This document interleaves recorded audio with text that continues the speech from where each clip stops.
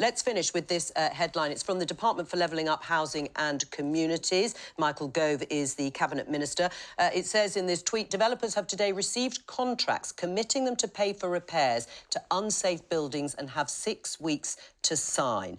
This is the story that Michael Gove has announced, a much-anticipated scheme to force property developers to pay to replace unsafe cladding from properties they were responsible for building. Let's talk to Giles Grover from Manchester Cladiators. We've talked to the group many times before on the programme. What's your reaction to what's been announced by Michael Gove? It's positive. It's a step forward. Are we any closer to the comprehensive solution that Michael Gove has to deliver? We're not sure yet. Not enough of the developers are covered by this pledge. The statistics reveal at the weekend it's only actually about 11-12% of buildings that are unsafe across the country that will be fixed. We've still got to find out whether developers who have continually focused on their profits over our safety for years, whether they'll actually now do the right thing. So it's good, it's progress, but it's not the end of the scandal. What are you going to do next? What's your group going to do next? Well, we've had regular engagement with Michael Gove, civil servants, the team. We need to actually see what the contract says now because it was published in July. There were concerns by the developers that, it will leave them open to unlimited liabilities.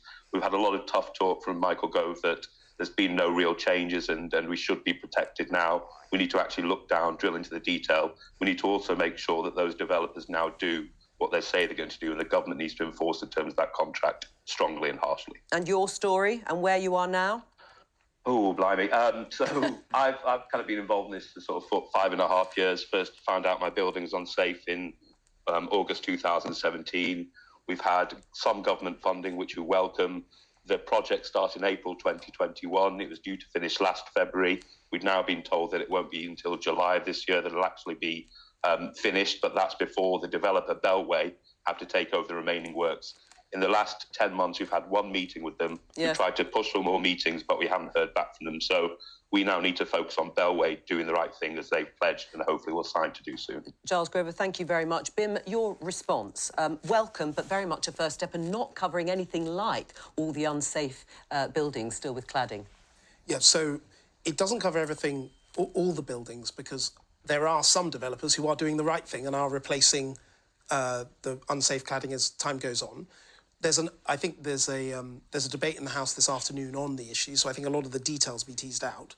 But I know how strongly Michael feels about this subject. He's been working on it for a long time, working very hard on it. I just hope that this will finally get the developers to act. A lot of them have been dragging their feet. This is a way of forcing them to do it. It's frankly quite harsh.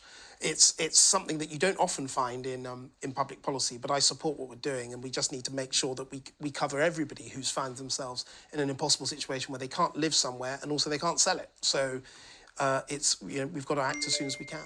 There are only about 10, 20 seconds. Do you welcome this? Well, obviously you'll welcome it, but do you think it'll go far enough? It's welcome. It feels like too little, too late. 6 years since Grenfell, only 7% of the flats that needed fix have been fixed. It's due to the revolving door of chaos that we've seen in the Tory government over the last years and months. Somebody's gone to prison for what happened at Grenfell. On that note, that's all we have time for today. I'll be back tomorrow with more Politics Live at 12:15. Bye-bye.